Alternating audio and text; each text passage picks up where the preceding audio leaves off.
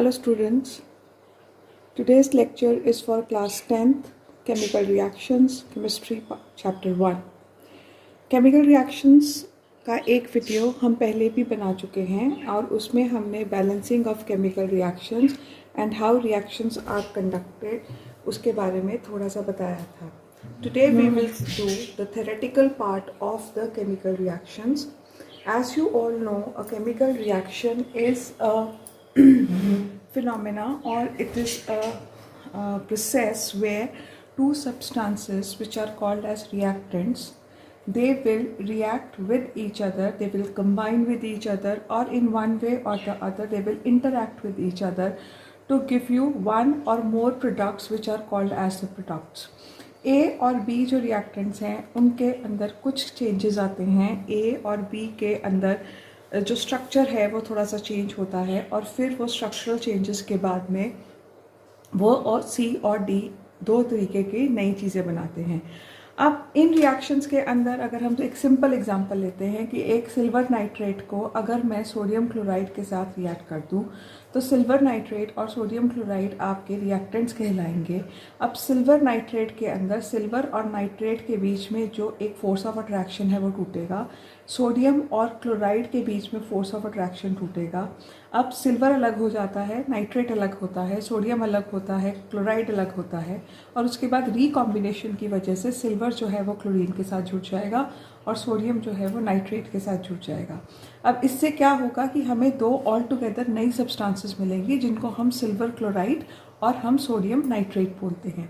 So in this way a chemical reaction is a process whereby two substances which are called as reactants, they will undergo some kind of interaction and convert into one or more new substances which are called as the products. अब एक reaction के दौरान हमें कैसे पता लगता है कि रिएक्शन प्रोसीड कर रहा है कि नहीं, या what all are the changes which are associated with the chemical reaction. They are called as the characteristics of the chemical reaction. अब अगर एक केमिकल रिएक्शन को हम स्टडी करते हैं तो उसके अंदर हम we find out that certain kind of changes are quite visible to us and these visible changes are characterised as characteristics of the chemical reaction. For example, the 5 characteristics that we are going to study are formation of precipitates, change in color, change in state, change in temperature. So these characteristics are will be taken up by one by one. So first of all, we will be doing formation of precipitates. There are certain kind of precipitates when we perform them, we find out there are certain types of reactions when we perform them, we find out that after the product has been formed there is a change in them where जब reactants को हम मिलाते हैं तो जो हमें product मिलता है वो एक इनसॉल्युबल फॉर्म में होता है और वो इनसॉल्युबल फॉर्म जो लिक्विड होता है उसके अंदर डिज़ोल्व नहीं होता. उस इनसॉल्युबल सॉलिड फॉर्म को हम लोग प्रेसिपिटेट्स बोलते हैं. इसका बड़ा ही कॉमन एग्जांपल है कि जब दूध फटता है तो दूध basically is a soluble milk protein in water. So if we add something like lemon in it तो मिल्क प्रोटीन जो है वो कोएगुलेट कर जाती है, वो इकट्ठी हो जाती है एंड देन जब उसका साइज़ बड़ा हो जाता है then it will not dissolve in the water. आप लोगों ने लास्ट ईयर कोलॉइड्स पढ़ा था तो कोलॉइड्स का साइज़ जो होता है वो बड़ा होता है और हमने पढ़ा था कि मिल्क एक कोलॉइडल सॉल्यूशन है. अब उस कोलॉइडल सॉल्यूशन के अंदर it appears to be homogeneous where it as it is not homogeneous. तो जब मिल्क प्रोटीन के पार्टिकल्स का साइज़ बहुत ज़्यादा बड़ा हो जाता है तो वो कोलॉइडल सॉल्यूशन से सस्पेंशन फॉर्म में आ जाता है. तो सस्पेंशन फॉर्म में you know the particles they are not soluble in the liquid phase. तो जब आप सिल्वर नाइट्रेट और सोडियम क्लोराइड को मिक्स करते हो तो जो प्रोडक्ट सिल्वर क्लोराइड बनता है वो इनसॉल्युबल फॉर्म में होता है और वो टेस्ट ट्यूब के अंदर डिज़ोल्व नहीं करता है. तो ये जो है this will come out in the form of precipitates. So कई बार रिएक्शन जब होता है तो फॉर्मेशन ऑफ प्रेसिपिटेट्स होती है और हमें इससे पता लग जाता है that reaction has been completed.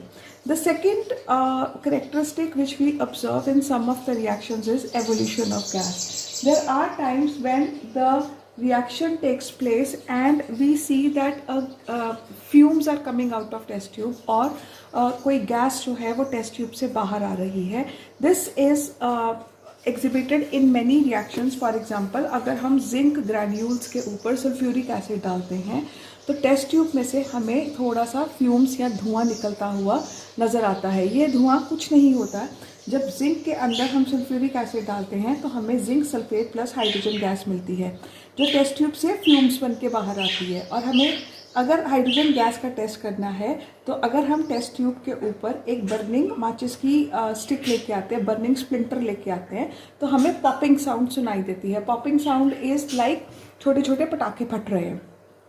जैसे कि आप बबल शीट को जब आप बर्स्ट करते हो तो बबल रैप में से जो आवाज़ आती है उसको हम पॉपिंग साउंड बोलते हैं। तो जिंक सल्फेट जब बनता है तो साथ में हाइड्रोजन गैस निकली। हाइड्रोजन गैस की जो एवोल्यूशन है वो हमें ये बता रही है कि reaction is proceeding in the right direction. अगर हम कुछ जैसे कॉपर सल्फेट के अंदर कॉपर के अंदर हम सल्फ्यूरिक एसिड डालेंगे तो रिएक्शन नहीं होगा। उसका रीज़न ये है कि जो कॉपर है उसकी रिएक्टिविटी हाइड्रोजन से कम है। उस टाइम पे जब रिएक्शन नहीं होगा तो टेस्ट ट्यूब में से जो फ्यूम्स हैं या धुआं है वो नहीं निकलेगा और उससे हमें पता लग जाएगा कि the reaction is not taking place. Then there is another reaction where which is अगर हम कैल्शियम कार्बोनेट को अगर हम हीट करते हैं तो कैल्शियम कार्बोनेट को जब हम हीट करते हैं वो टूट जाता है या it dissociates into calcium oxide and carbon dioxide. Carbon dioxide gas जब बाहर निकलती है तो अगर हम उसको लाइम वाटर में डालें तो लाइम वाटर जो होता है वो मिल्की हो जाता है। ना what is lime water? Calcium hydroxide is called as lime water. और इस कैल्शियम हाइड्रोक्साइड के अंदर जब हम पानी डालते हैं, कार्बन डाइऑक्साइड पास करते हैं तो वो कैल्शियम कार्बोनेट में कन्वर्ट होता है और कैल्शियम कार्बोनेट इनसॉल्युबल होता है पानी में। अब कैल्शियम कार्बोनेट क्योंकि पानी के अंदर इनसॉल्युबल है तो वो जो आपका solution form in the test tube है it will convert into milkiness, दूध जैसा वो नज़र आएगा। एट द सेम टाइम अगर इसी टेस्ट ट्यूब के अंदर जहाँ की मिल्कीनेस है अगर हम ज़्यादा कार्बन डाइऑक्साइड को पास करेंगे, if it is passed in excess, then पहले तो क्या होगा कि calcium hydroxide will combine with carbon dioxide to form calcium carbonate और फिर जो कैल्शियम कार्बोनेट है बनता है वो एक्सेस कार्बन डाइऑक्साइड की प्रेजेंस में कैल्शियम बाइकार्बोनेट बन जाता है। अब जो कैल्शियम बाइकार्बोनेट है वो पानी के अंदर सॉल्युबल है और उससे क्या होता है आपको पता है कि जो ट्रू सॉल्यूशंस होते हैं वो क्या होंगे? ट्रांसपेरेंट होंगे। तो जो मिल्कीनेस पहले बनी थी इट विल डिसअपियर। सो कई बार एग्जाम में ये क्वेश्चन पूछ लिया जाता है, why does the milkiness disappear from lime water if excess carbon dioxide is pass through it. So उसका कारण यही है कि when lime water reacts with carbon dioxide it forms calcium carbonate which is insoluble and gives milkiness to the water, but when excess carbon dioxide is passed through the same solution, calcium carbonate then converts into calcium bicarbonate which is soluble in water and it becomes transparent and the milkiness disappears. So these were the two characteristics that we have studied. The third characteristic is change in the color. Change in the colour का मतलब ये है कि reaction होने से पहले आपका जो सोल्यूशन है उसका कलर कुछ और होता है। जैसे जैसे रिएक्शन होता जाता है the colour starts changing. Very common example which we have studied is reaction of iron with copper sulphate. Iron जब कॉपर सल्फेट से रिएक्ट करता है, कॉपर सल्फेट का जो सोल्यूशन होता है that is blue in colour. That blue colour is because of copper sulfate crystals. Now when iron starts displacing copper from this, मतलब जब यहाँ पर रिएक्शन होना शुरू होता है तो कॉपर सल्फेट में से कॉपर जो है वो निकल जाता है और उसकी जगह आयरन आ जाता है। You get iron sulphate plus copper. अब आयरन सल्फेट या फेरस सल्फेट जिसको हम बोलते हैं वो उसका कलर होता है ग्रीन। तो हम धीरे धीरे ये देखेंगे कि टेस्ट ट्यूब में से जो ब्लू कलर है वो डिसअपियर होना शुरू हो गया है और उसकी जगह ग्रीन कलर टेस्ट ट्यूब में होना शुरू हो गया है, which tells us that the reaction is proceeding in the right direction. Then we move on to the fourth characteristic which is observed during certain reactions and that is change in the state. Change in the state का मतलब ये है कि आपके reactants की physical state अलग है, products की physical state अलग है। जैसे कि अगर आपके reactant liquid form में है तो अगर आप उन दोनों को mix करते हो, आपका product अगर insoluble solid form में आ गया तो there is a change in the physical state. जैसे कि बड़ी कॉमन एग्जांपल हम लेते हैं कि अगर हाइड्रोजन गैस को ऑक्सीजन गैस के साथ हम कंबाइन करते हैं तो result is water which is a liquid. So gases की जो रिएक्टेंट की फिजिकल स्टेट थी वो गैसियस थी और जो प्रोडक्ट्स हैं उनकी फिजिकल स्टेट जो है वो अलग है। So this is a change in the state and with every characteristic you should have 2 or 3 examples at hand, ताकि अगर आपको क्वेश्चन पूछा भी जाए तो आप उन एक या दो एग्जाम्पल्स की मदद से उसको एक्सप्लेन कर सकें. Remember, in chemistry everything has to be supplemented with a chemical reaction or an example if you want to score good marks. So it is very important for you to learn all the reactions which are given in the chapter, because these reactions will also form the base for the next 2 chapters, acid bases salts and metals and non-metals. So it is very important. So पिछली assignment में जितनी भी आपको 55 के करीब equations दी गई थी, उन assignments में वो सारी equations को आपको अच्छे से learn करना है. All those equations are from this chapter itself. And whenever you write an answer, if there is an equation associated with that theory, please write it to score good marks.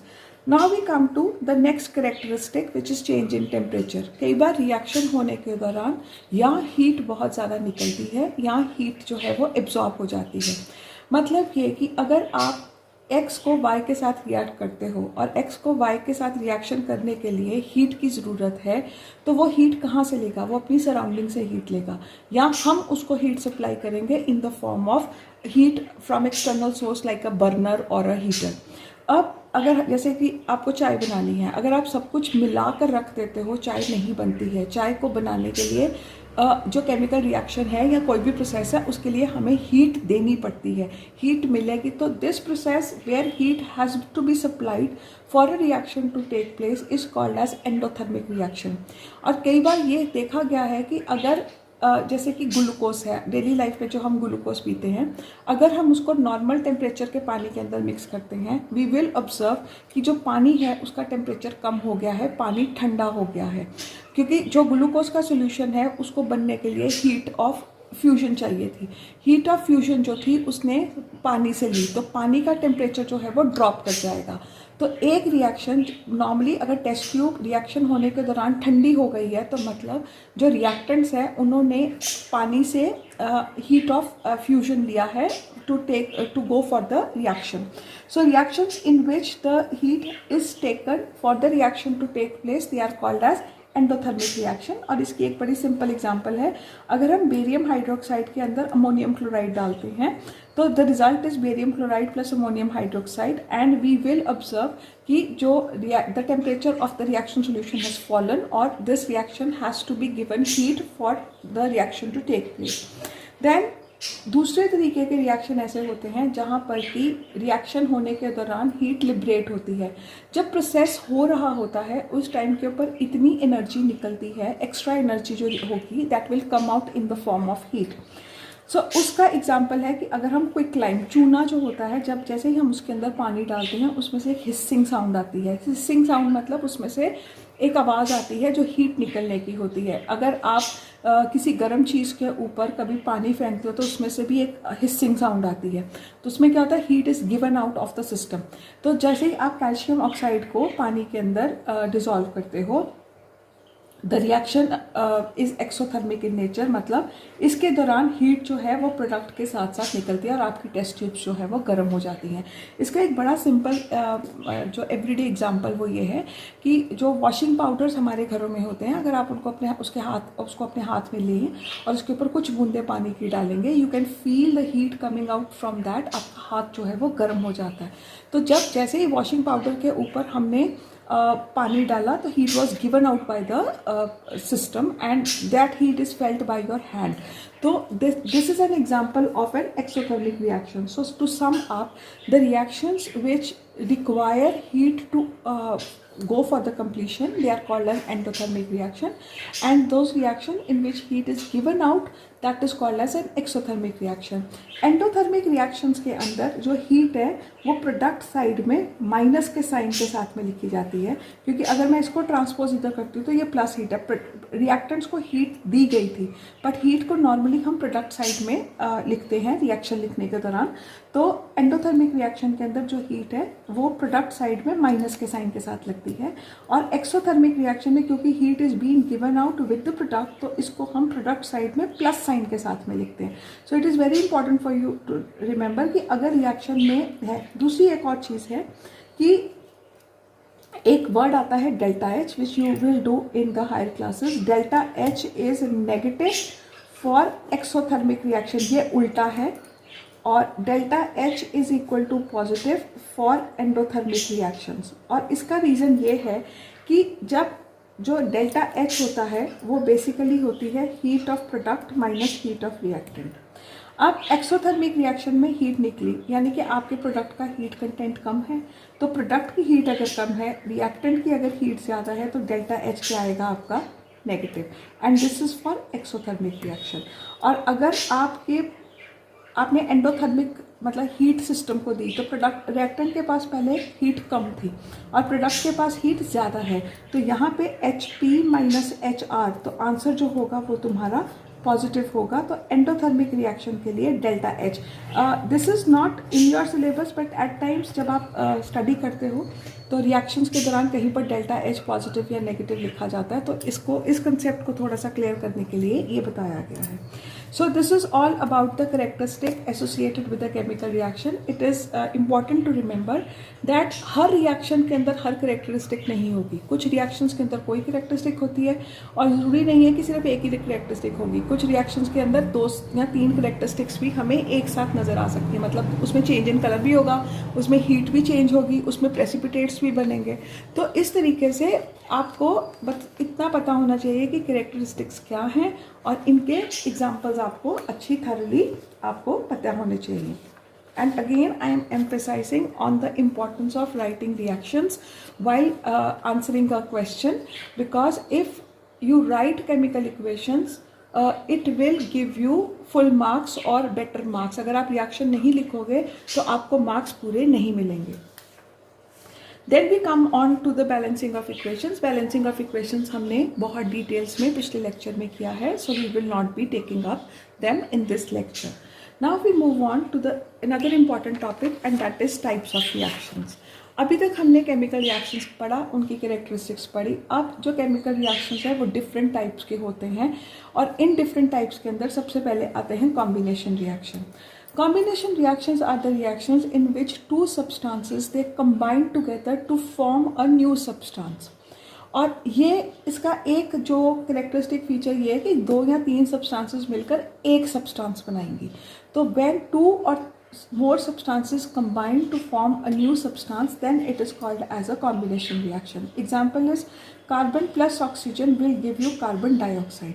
अब carbon plus oxygen अगर carbon dioxide दे रही है, तो यहाँ पर 2 elements carbon और oxygen आपस में जुड़कर कार्बन डाइऑक्साइड बना रहे हैं. This is called as a combination reaction.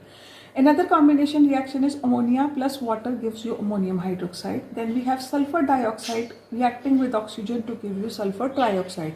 So it is quite clear from these 3 examples that the substances, 2 substances or reactants, they are adding together to give you a new compound which is called as the product. अब ये जो पहला example है, इस पहले example में elements combine कर रहे हैं, दूसरे एग्जाम्पल में कंपाउंड्स ऐड कर रहे हैं, और तीसरे में एक कंपाउंड एक एलिमेंट के साथ कंबाइन कर रहा है. So combination reaction can be of any type. The important factor is that you should be able to recognise कि एक कॉम्बिनेशन रिएक्शन कब हो रहा है और कब नहीं हो रहा है.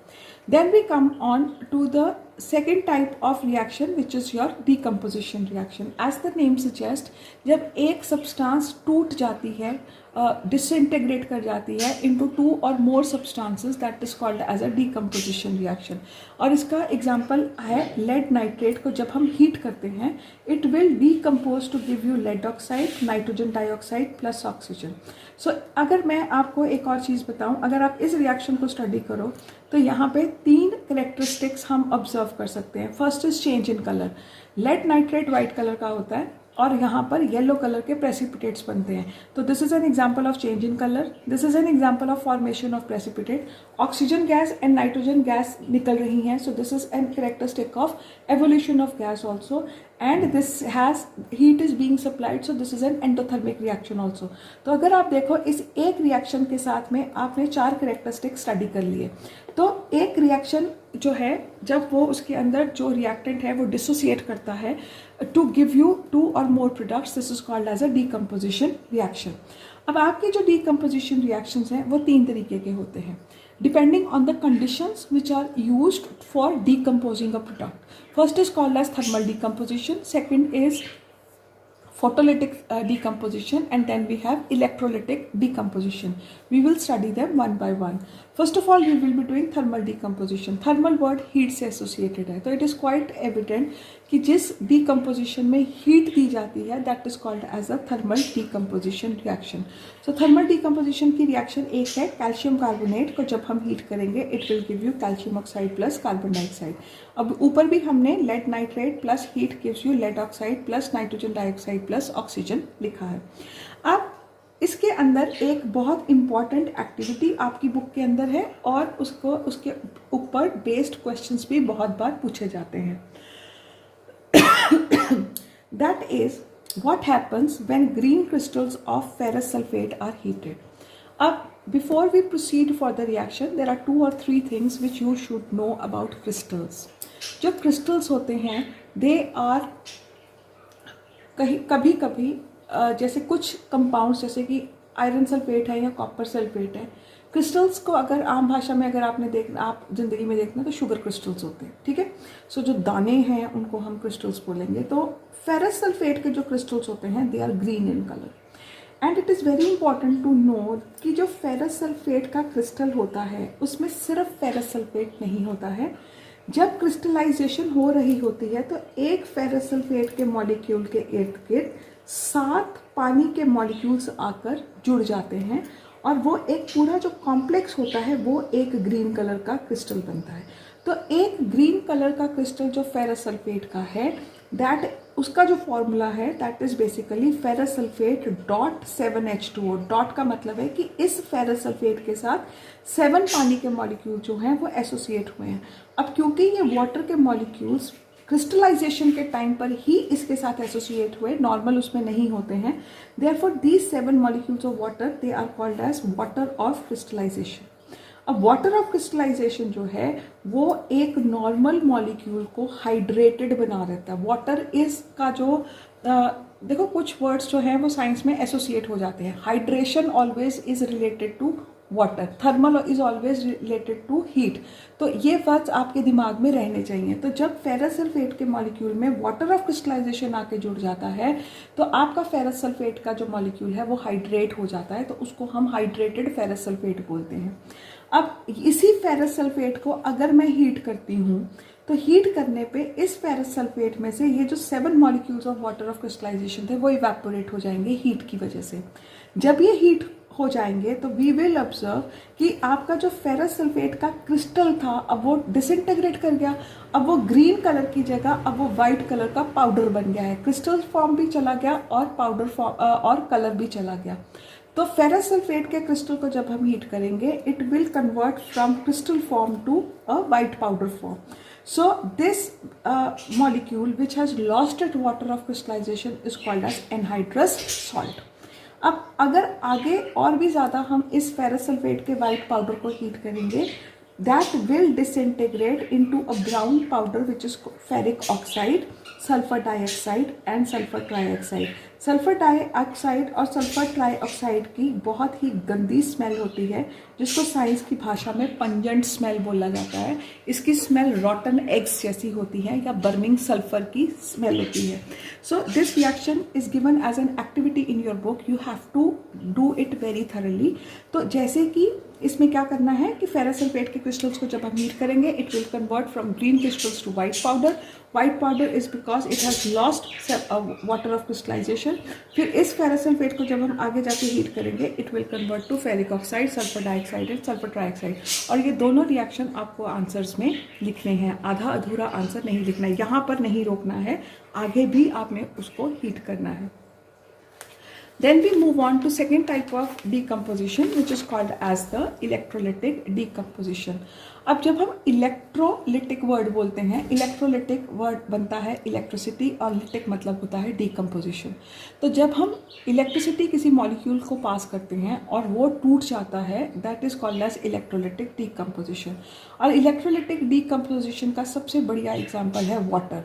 जब पानी को अगर हम उसके अंदर इलेक्ट्रिक करंट पास करते हैं, it will dissociate into hydrogen and oxygen, और ये नॉर्मल कंडीशन में नहीं होता। पानी जो इलेक्ट्रिसिटी होती है उसकी भी कुछ वोल्टेज होती है।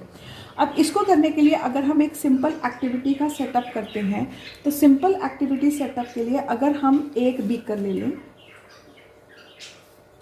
और उस बीकर के अंदर हम लोग 2 कॉर्क लगाएंगे। इन कॉर्क्स के ऊपर हम जो आम नेल्स होते हैं, कील होते हैं, उनको लगा देते हैं। तो कील क्योंकि मेटल है तो वो एक इलेक्ट्रोड का काम करेंगे। आप लोगों ने कुछ इलेक्ट्रोलिसिस के बारे में 8th क्लास में केमिकल इफेक्ट्स ऑफ करंट में पढ़ा था। तो कील के ऊपर हम लोग तार जोड़ देंगे। वो तार जो पॉजिटिव टर्मिनल ऑफ बैटरी के साथ जुड़ेगी वो इस पूरे इलेक्ट्रोड को एनोड बना देगी। Positive is for anode. और वो तार का हिस्सा जो कि negative terminal of the circuit में जाके जुड़ेगी या नेगेटिव टर्मिनल ऑफ बैटरी में जाके लगेगी, उस साइड को हम लोग क्या बोलेंगे? कैथोड। अब जब हम इसके अंदर इलेक्ट्रिसिटी पास करेंगे, water will break into H ions and OH negative ions. H ions are positively charge. Positive charge चीज़ जो है वो किधर को जाएगी? नेगेटिव टर्मिनल के ऊपर। तो जब यहाँ पर जो हमने पानी भरा है, इस पानी में जैसे ही करंट जाएगा, water will dissociate into H ions and OH negative ions. H ions will start migrating towards cathode. जब H आयंस कैथोड की तरफ माइग्रेट करेंगे तो वहाँ पर जाकर H ions will pick up 2 electrons and convert to hydrogen. Now the question arises, ये electrons कहाँ से आए? Remember, negative means more electrons. कोई भी अगर नेगेटिव चार्ज है मतलब it is rich in electrons because electrons are negatively charged. तो H ions will go towards cathode. They will pick up 2 electrons and convert into hydrogen gas. दूसरी तरफ जो OH negative ions थे वो negative ions किस तरफ जाएंगे? Positive terminal की तरफ। और पॉजिटिव टर्मिनल की तरफ जब वो जाएंगे तो एनोड के ऊपर 4 OH negative ions will combine to give you water and oxygen. तो अगर हम देखें, जो हाइड्रोजन गैस है वो कैथोड पे लिबरेट होगी और जो ऑक्सीजन गैस है वो एनोड पे लिबरेट होगी। अब यहाँ पर जब हम एक्सपेरिमेंटल सेटअप करते हैं, so we observe as per the diagram which is now being shown on your slide कि the volume of the gas in the anode section is less. अगर आप पानी का लेवल देखते हो तो एनोड में पानी का लेवल ऊपर है और कैथोड में पानी का लेवल नीचे है। अब इसका रीज़न ये है कि अगर हम वाटर की बैलेंस्ड केमिकल इक्वेशन देखें तो वाटर की बैलेंस्ड केमिकल इक्वेशन के according hydrogen 2H2O reacts with 2H2 to give you 2 times hydrogen and 1 time oxygen. तो volume of hydrogen is double the volume of oxygen which is being produced in the reaction. अब अगर आप देखो तो अगर hydrogen की volume double है तो जहाँ हाइड्रोजन बन रही है वहाँ ऊपर की जगह खाली है, क्योंकि जो गैस है वो लाइट होने की वजह में टेस्ट ट्यूब में ऊपर जाएगी। और जब वो ऊपर की तरफ जाएगी क्योंकि उसकी वॉल्यूम ज़्यादा है तो वो ऊपर टेस्ट ट्यूब के ऊपर ज़्यादा जगह को ऑक्यूपाई करेगी। सो इसलिए जो वॉल्यूम ऑफ द वाटर इस वजह से नीचे चला जाएगा। तो टेस्ट ट्यूब्स के अंदर जो हाइड्रोजन या कैथोड का रीजन है वहाँ पर पानी का लेवल कम है और एनोड पे पानी का लेवल ज़्यादा है। Then we move on to third type of reaction which is photolytic reaction. Photolytic reaction में लाइट की मदद से जो सब्सटेंस है वो डिकम्पोज कर जाती है और इसके एग्जांपल में हमें मिलता है सिल्वर क्लोराइड को जब हम लाइट देते हैं you get silver plus chlorine. Light को हम H म्यू से लिखते हैं H और ये टेढ़ा सा V बनाकर हम इसके एक लाइट को रिप्रेजेंट करते हैं। सिल्वर क्लोराइड जो है वो आम जिंदगी में black and white photographic films के ऊपर लगाया जाता है। तो black and white photographic films के ऊपर सिल्वर क्लोराइड की कोटिंग होती है और इसीलिए अगर आपको कुछ पुराना याद हो तो फोटोग्राफिक फिल्म को जब हम कैमरा के अंदर डालते हैं तो हम उसको लाइट नहीं के लिए एक्सपोज नहीं करने देते। बिकॉज अगर फोटोग्राफिक फिल्म जब आप कैमरा में लोड कर रहे हो उसके ऊपर जब अगर लाइट सनलाइट पड़ गई तो उसके अंदर जो सिल्वर क्लोराइड जो कि फोटोग्राफिक फिल्म को डेवलप करने के लिए इस्तेमाल किया जाता है that will disintegrate and your photographic film will be destroyed. Now we come on to the third type of reaction, which is called as the decomposition reaction. Decomposition reaction, as you all know from the previous classes, is a reaction in which a more reactive element displaces a less reactive element. अभी पीछे हमने copper और iron वाली example करी, दोबारा करते हैं. Iron plus copper sulphate gives you copper plus iron sulphate. अब यहाँ पर iron is more reactive than copper. और हमें कैसे पता लगता है कि iron is more reactive than copper? From the reactivity series. अब ये रिएक्टिविटी सीरीज क्या है? रिएक्टिविटी सीरीज का एक सीक्वल है, एक सीरियल वाइज हमने एलिमेंट्स को लगाया है on the basis of their reactivity. Reactivity अगर हम केमिस्ट्री की भाषा में या साइंस की भाषा में करें, वो एक मेटल जो होता है, it has ability to lose the electron. वो एलिमेंट्स जो बहुत जल्दी अपने इलेक्ट्रॉन्स लूज कर जाते हैं, वो उतनी ही फास्ट रिएक्शन करते हैं. जो जितना फास्ट रिएक्शन करता है वो उतना ही ज़्यादा रिएक्टिव है. तो जो पोटाशियम है वो सबसे ज़्यादा जल्दी अपना इलेक्ट्रॉन लूज करते हैं, इसलिए they are most reactive elements in the reactivity series. तो धीरे धीरे अगर हम नीचे को आते जाते हैं तो रिएक्टिविटी जो है वो कम होती जाती है, और जैसे जैसे हम लास्ट में आते हैं तो रिएक्टिविटी मिनिमम होती है.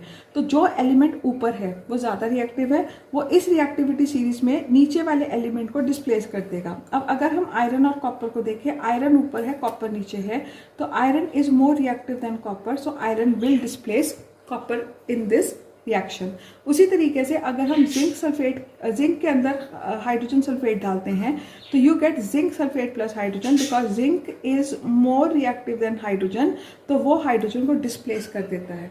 रिएक्टिविटी सीरीज के अंदर अगर आपको ये देखना हो कि कौन सा एलिमेंट ज़्यादा रिएक्टिव है, तो हम क्या करते हैं कि हम एक एक्सपेरिमेंट करते हैं जहाँ पर कि हम एक स्टैंड के ऊपर अराउंड 5 ट्यूब्स ले लेते हैं, और इन 5 ट्यूब्स के अंदर अगर हम 5 एलिमेंट्स डाल देते हैं और हर मतलब मेटल डाल देंगे, एक में कॉपर डाल लो, एक में आयरन, एक में जिंक, एक में पोटाशियम का कोई सॉल्ट, और एक के अंदर आप एल्युमिनियम या मैग्नीशियम डाल लो.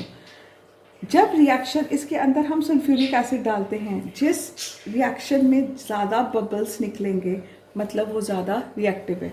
अगर कम बबल्स निकलते हैं मतलब रिएक्शन स्लो हो रहा है, तो उसकी रिएक्टिविटी उतनी ही कम है. So the amount of gas which is being liberated tells us कि आपका जो रिएक्शन जो है वो स्लो है या फास्ट है. तो जिस टेस्ट ट्यूब में जल्दी रिएक्शन हो रहा है मतलब वहाँ रिएक्शन जो है वो फास्ट है, दैट मीन्स जो भी तुमने मेटल उसके अंदर लिया है that is very reactive in nature. So this was all about about displacement reaction. Then we have double displacement reaction. Double displacement reaction के अंदर एक्सचेंज ऑफ पोजीशंस हो जाता है. डबल यहाँ पर तो एक एलिमेंट ने दूसरे एलिमेंट को डिस्प्लेस किया, लेकिन अगर हम डबल डिस्प्लेसमेंट रिएक्शन की बात करते हैं, डबल डिस्प्लेसमेंट रिएक्शन में पहली बात तो हमेशा सॉल्ट्स इस्तेमाल होते हैं. सॉल्ट्स मतलब डबल एलिमेंट, यहाँ एक एलिमेंट नहीं लगेगा, यहाँ पर एक कंपाउंड दूसरे कंपाउंड के साथ में रिएक्ट कर रहा है. तो डबल डिस्प्लेसमेंट रिएक्शन के अंदर जो एक एलिमेंट के दोनों जो एक कंपाउंड के जो दोनों पार्टनर्स हैं वो आपस में they will exchange their position. जैसे बेरियम क्लोराइड के अंदर एक बेरियम है और एक क्लोरीन है, और एक सोडियम और एक सल्फेट है. बेरियम सल्फेट क्लोरीन के साथ कंबाइन करेगा. Since the exchange of positions have taken place, therefore this is called as a double displacement reaction. तो बेरियम सल्फेट के साथ जुड़ गया और सोडियम जो है वो क्लोरीन के साथ में जुड़ गया. So this is a reaction, this is an example of double displacement reaction. Then we move on to neutralisation reaction. अब जो न्यूट्रलाइजेशन रिएक्शन है उसके अंदर भी एक एसिड एक बेस के साथ रिएक्ट करके सॉल्ट प्लस वाटर देता है. तो अगर हम ध्यान दें तो ये डबल डिस्प्लेसमेंट रिएक्शन की ही एग्जांपल है, बिकॉज यहाँ H is combining with OH and Cl is combining with Na. So you have the exchange of positions have taken place and you get sodium chloride plus water. तो जहाँ पर भी एक salt के दोनों जो कंपोनेंट्स हैं वो एक्सचेंज कर लेते हैं अपनी पोजिशन को, उसको हम बोलते हैं डबल डिस्प्लेसमेंट रिएक्शन.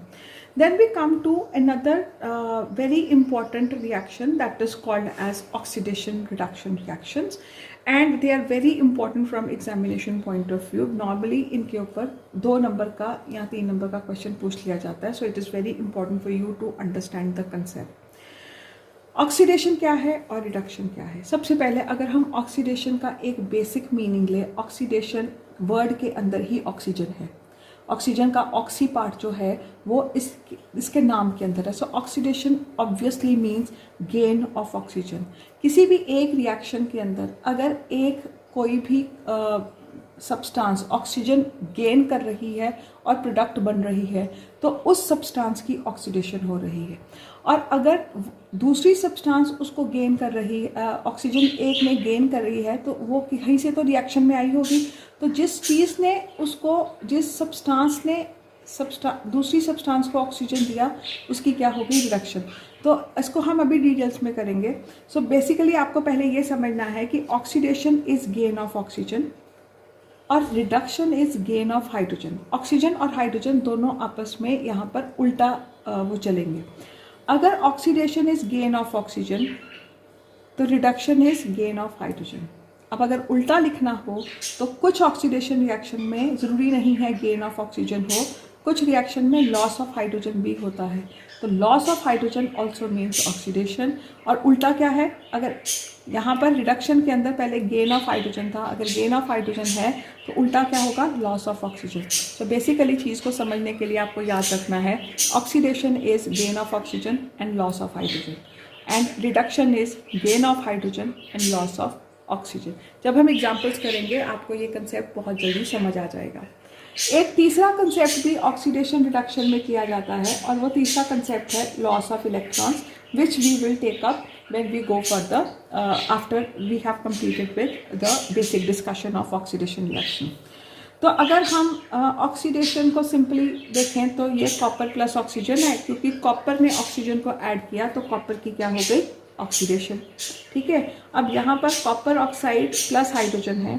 अब यहाँ पर क्या हुआ कि कॉपर हैज़ लॉस्ट ऑक्सीजन, मतलब जब वो प्रोडक्ट बनी तो उसकी ऑक्सीजन उससे चली गई, तो कॉपर की क्या हो गई? ऑक्सीडेशन। तो दो रिडक्शन। सो ध्यान से देखिए, यहाँ पर कॉपर की क्या हो रही है? ऑक्सीडेशन, और यहाँ पर कॉपर की क्या हो रही है? Reduction. But things are not very simple.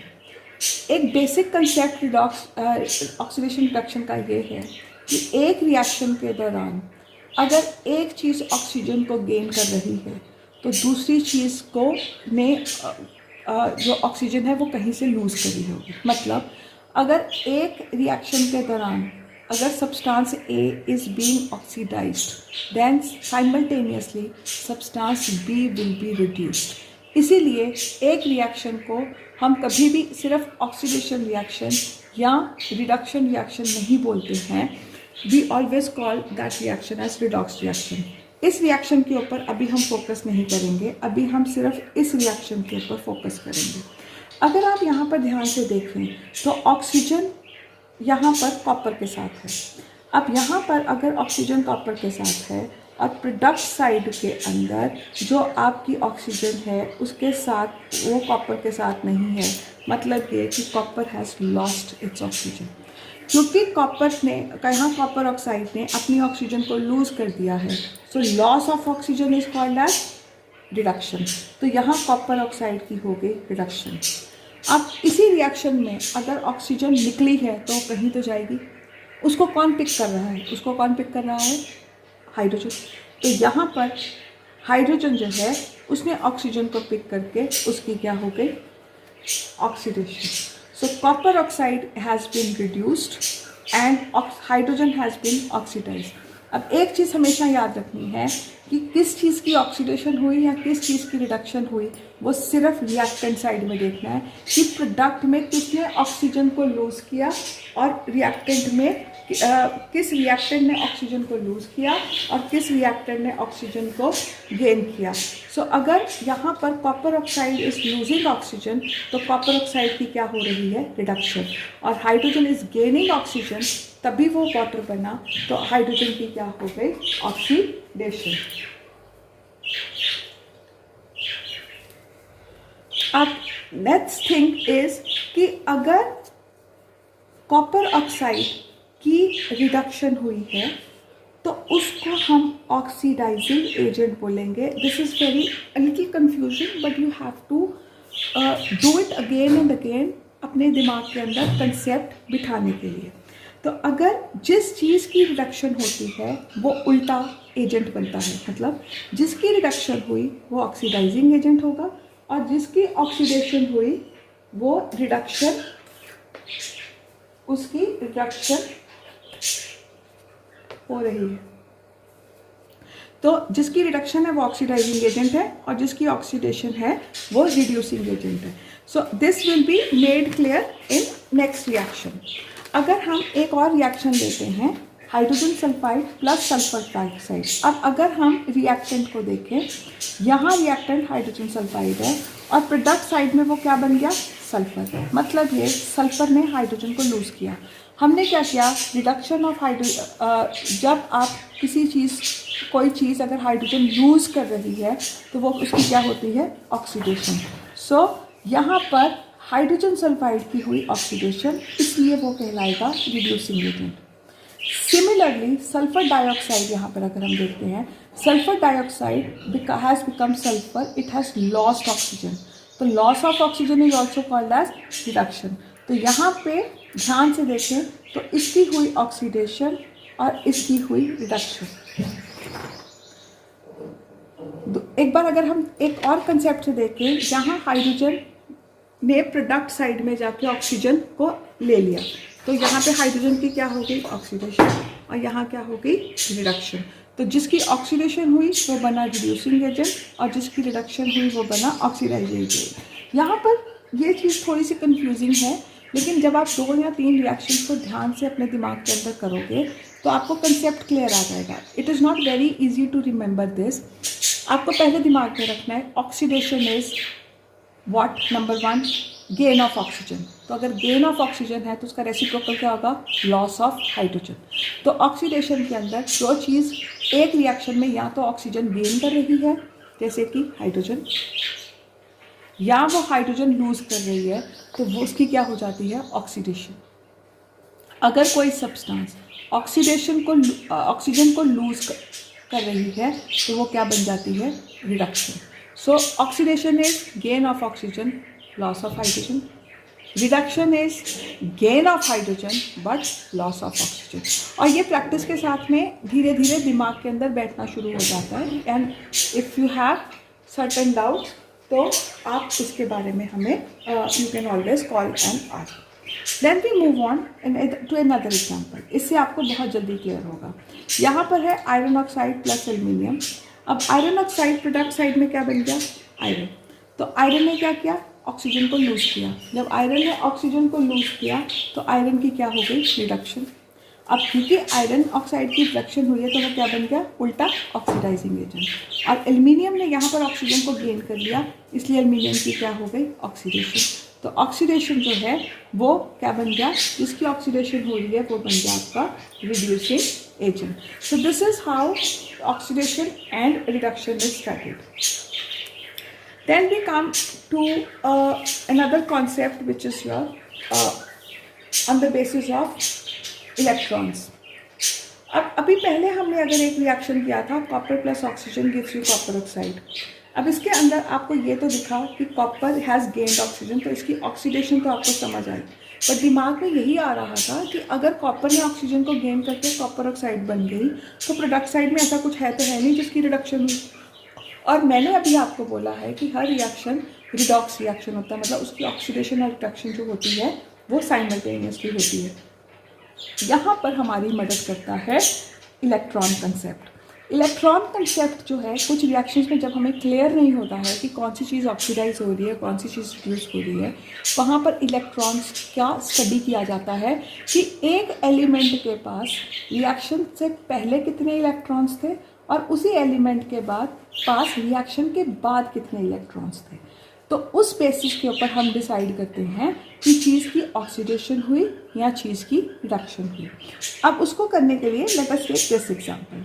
अगर हम रिएक्टेंट साइड में देखें तो कॉपर की वैलेंसी जो थी वो 0 थी। Remember, every element in pure state has a valency of 0। अगर वो एक कंपाउंड के रूप में नहीं है और सिर्फ एलिमेंटल रूप में है। एलिमेंटल मतलब ऑक्सीजन भी एक एलिमेंट है, क्योंकि ये प्योर ऑक्सीजन के एटम से बनी हुई है। जब कोई चीज़ सिर्फ अपने ही एटम से बनी हुई होती है और उसके साथ कोई और एटम एसोसिएट नहीं होता है, तब हम उसको एलिमेंट बोलते हैं। और एलिमेंटल स्टेट के अंदर हर जो एलिमेंट है उसकी वैलेंसी 0 के ली जाती है।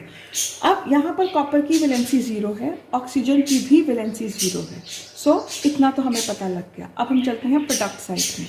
प्रोडक्ट साइड में हमें मिल रहा है कॉपर ऑक्साइड, और अगर हम कॉपर ऑक्साइड का फॉर्मूले को डिसइंटीग्रेट करते हैं, हम जब भी कोई चीज़ कंपाउंड फॉर्म में आती है तो वो अपने आयनिक रूप में कंबाइन करती है। अब आयन में अगर आपने जो हमने फर्स्ट लेक्चर में मैंने बताया था कि वैलेंसीज़ को लर्न करना बहुत इंपॉर्टेंट है। हमें पता है कॉपर की वैलेंसी +2 होती है और ऑक्सीजन की वैलेंसी -2 होती है। तो कंपाउंड फॉर्म में यहाँ कॉपर की वैलेंसी है +2 और यहाँ वैलेंसी है -2। अब हमने क्या करना है, रिएक्टेंट और प्रोडक्ट की वैलेंसी को कंपेयर करना है। रिएक्टेंट फॉर्म में कॉपर की वैलेंसी थी 0 और प्रोडक्ट फॉर्म में कॉपर की वैलेंसी है +2। जब भी किसी चीज़ के ऊपर प्लस वैलेंसी आती है, मतलब वो इलेक्ट्रॉन लूज कर रहा है, उसका नेगेटिव चार्ज कम हो गया और उसका पॉजिटिव चार्ज बढ़ गया। तो जब इलेक्ट्रॉन लूज करते हैं तो कोई चीज़ क्या हो जाएगी, ऑक्सीडाइज्ड। ठीक है, तो इसको लर्न करने के लिए तरीका ये है कि लॉस में भी O आता है और ऑक्सीडेशन में भी O आता है। सो जब कोई चीज़ लूज कर रही है अपने इलेक्ट्रॉन्स को, तो loss of electrons is called as oxidation. And दूसरी जगह पे अगर इसने इलेक्ट्रॉन्स दिए हैं तो वो किसके पास गए, ऑक्सीजन के पास गए। ऑक्सीजन की वैलेंसी क्या होगी, -2। तो जब भी किसी चीज़ के ऊपर नेगेटिव चार्ज आ रहा है, मतलब उसके पास इलेक्ट्रॉन्स ज़्यादा हो गए हैं, मतलब उसने इलेक्ट्रॉन्स को गेन किया। So gain of electrons is called as reduction and loss of electrons is called as oxidation. और वही कंसेप्ट यहाँ पर लगता है, जिसकी ऑक्सीडेशन हुई वो रिड्यूसिंग एजेंट, जिसकी रिडक्शन हुई वो oxidising agent. Let us do another example. Hydrogen plus chlorine gives you HCl। और यहाँ पे हाइड्रोजन की वैलेंसी 0, क्लोरीन की वैलेंसी 0, यहाँ हाइड्रोजन की वैलेंसी +1 और यहाँ क्लोरीन की वैलेंसी -1। तो हाइड्रोजन 0 से बना +1, मतलब it has lost electrons, it has gained lost electrons, और क्योंकि इसने इलेक्ट्रॉन्स लूज करे हैं सो इसकी होगी ऑक्सीडेशन। और यहाँ क्लोरीन हैज़ बिकम माइनस, मतलब it has gained electrons, therefore इसकी हो गई है reduction. Moving on to the last 2 topics of the chapter, and this chapter is कि अब ऑक्सीडेशन की डेली लाइफ में क्या इम्पोर्टेंस है। हम लोग जब करोजन स्टडी करते हैं, करोजन इज जब एक pure metal is eaten by या it is destroyed by the atmospheric gases, और वो उसका जो स्ट्रक्चर है वो ख़राब होना शुरू हो जाता है, उसको हम करोजन बोलते हैं। करोजन की आम लाइफ की सबसे बढ़िया एग्जांपल है रस्टिंग। आयरन के ऊपर थोड़ी देर के बाद रस्ट लगना शुरू हो जाता है, और वो जो रस्ट है वो इसलिए लगता है क्योंकि एटमॉस्फेयर में मॉइस्चर और ऑक्सीजन जो है वो आयरन के सरफेस के साथ कंबाइन करता है, और वो प्योर आयरन को आयरन ऑक्साइड में कन्वर्ट करके उसके सरफेस को ईट करना शुरू कर देता है, उसको डिस्ट्रॉय करना शुरू कर देता है। So corrosion is simply put eating away of the metal by action of atmospheric gases और अदर फैक्टर्स ऑन इट। तो आयरन के करोजन के अंदर आपको 3 मेटल्स की करोजन लर्न करनी है। पहली आयरन, दूसरी कॉपर और तीसरी सिल्वर।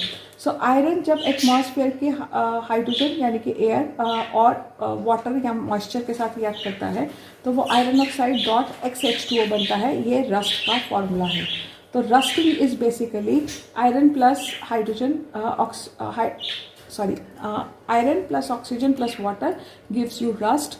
और अगर कॉपर की हम बात करें, कॉपर के यूटेंसिल्स या कॉपर के कॉइन्स जो हैं वो एटमॉस्फेयर के अंदर carbon dioxide, water and oxygen के साथ कंबाइन करके एक कॉम्प्लेक्स बनाते हैं which is basic copper carbonate.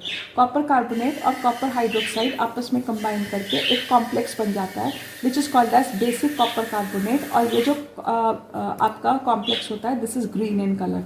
अब क्योंकि ये कॉम्प्लेक्स बेसिक है तो इसको अगर हमें तोड़ना है यानी कि इसकी कोरोजन को अगर ख़त्म करना है तो हमें इसे न्यूट्रलाइज करते हैं। तो हम इसको किसी भी कॉपर वेसल को अगर हम कोई भी acidic substance like lemon juice, like tamarind यानी कि इमली या विनेगर के साथ में हम साफ़ करते हैं तो वी रियलाइज़ कि जो तुम्हारा कॉम्प्लेक्स है वो टूट जाता है। जब कॉम्प्लेक्स टूट गया मतलब करोजन जो है वो हमने रिवर्स कर दी। तो जब भी हम कॉपर की किसी चीज़ में करोजन होती है और अगर हम उसको किसी भी एसिडिक सब्सटेंस के साथ में ट्रीट करते हैं तो हमें ये कॉपर हाइड्रोक्साइड जो है वो न्यूट्रलाइज हो जाता है, तो कॉम्प्लेक्स टूट जाएगा। कॉम्प्लेक्स टूटने से जो हम करोजन है उसको हम रिवर्स कर देते हैं। आयरन के केस में हम करोजन रिवर्स नहीं कर सकते हैं, और उसका रीज़न ये है कि यहाँ एक कंपाउंड बन जाता है। कॉम्प्लेक्स को तोड़ना आसान है, कंपाउंड को तोड़ना हमारे लिए आसान नहीं होता है। तीसरी करोजन है सिल्वर मेटल की। सिल्वर मेटल एटमॉस्फेयर में पड़ी हुई हाइड्रोजन सल्फाइड गैस के साथ रिएक्ट करके सिल्वर सल्फाइड बनता है, और सिल्वर सल्फाइड जो होता है वो ब्लैक इन कलर होता है। तो अगर हमें किसी चीज़ की करोजन रोकनी है तो कॉपर के केस में तो हमें उसे टैमरिन के साथ में करना है। सिल्वर सल्फाइड में क्या होता है कि हम जो सब्सटेंस है उसको हम कवर करके रखें या उसको टाइमली वॉश करते रहें, ताकि जो हाइड्रोजन सल्फाइड है वो सिल्वर के उसके साथ में रिएक्ट ना करे। Whereas iron is concern, तो रस्टिंग को रोकने के लिए सबको पता है क्या करना है। We do paint the surface of the iron so that it does not come in contact with the atmospheric gases and moisture. Then we do galvanisation which is coating, मतलब हम आयरन के ऊपर जिंक की electroplating कर देते हैं, ताकि जो जिंक है वो टॉप लेयर बन जाए और नीचे का जो आयरन है वो एटमॉस्फेरिक गैसेस के साथ में ना कवर करे। हम ऑयलिंग भी करते हैं, तो ऑयल जो है वो भी ऊपर आयरन के सरफेस के ऊपर एक लेयर बना देता है, और वो एटमॉस्फेरिक ऑक्सीजन और वाटर के साथ में उसको रिएक्ट करने से रोकता है। So these are the certain methods by which we can prevent corrosion. The last topic of the chapter is rancidity.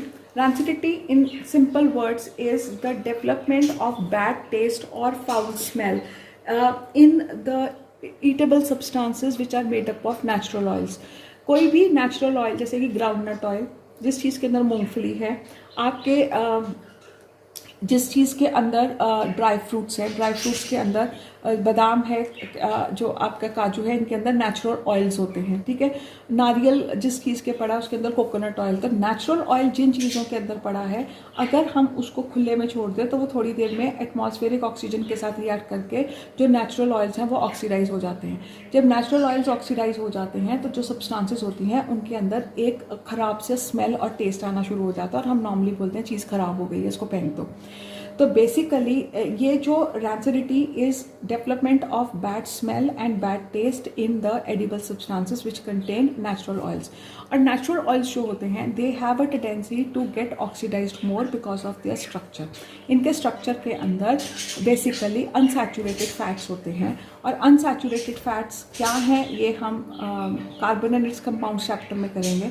आपको बस इतना इस पॉइंट पे याद होना चाहिए कि अनसैचुरेटेड फैट्स की ऑक्सीडेशन बहुत जल्दी होती है, और उस वजह से the substances they will develop a bad smell and bad test. अब इस चीज़ को रोकने के लिए हम क्या करते हैं, देयर आर 5 to 6 मेथड। सबसे पहले आप चीज़ों को रेफ्रिजरेट कर दो। घरों में आपने देखा होगा dry fruits are often kept in fridge, और नमकीन जब खोल देते हैं तो उसको हम फ्रिज में रख देते हैं, ताकि लो टेम्परेचर के ऊपर ऑक्सीडेशन नहीं होती है, तो जो चीज़ है वो ख़राब नहीं होगी। Second method is to keep them in vacuum sealed packs. Vacuum sealed packs के अंदर एयर नहीं होगी। जब एयर नहीं होगी तो आपके नेचुरल ऑयल्स की ऑक्सीडेशन नहीं होगी। तीसरा मेथड ये है कि हम उनकी नाइट्रोजन फ्लशिंग कर दें। आपने नॉर्मली चिप्स के पैकेट देखे होंगे जो फूले हुए होते हैं, या नमकीन के पैकेट भी फूले हुए होते हैं। होता क्या है कि जो उसमें खाली स्पेस होती है उसमें से एयर निकाल के उसके अंदर हमने नाइट्रोजन गैस भर दी होती है।